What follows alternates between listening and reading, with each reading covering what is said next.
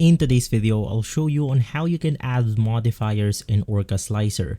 Now I have my original shape right here, which is going to be a cone. To add a multiplier, you simply want to highlight your main shape, right click on it, click on the add modifier, and then you want to select the modify that you want to apply.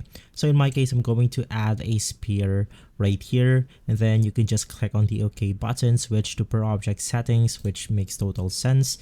And then you want to add it how this will turn out.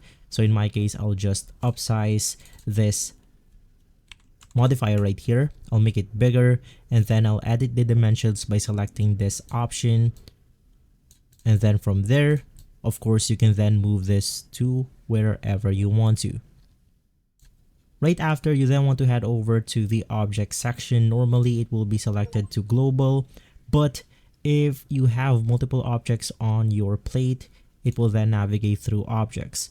Select your modifier, and from here, you can edit this the way you want to. For example, you can edit wall loops, the quality, strength, and more.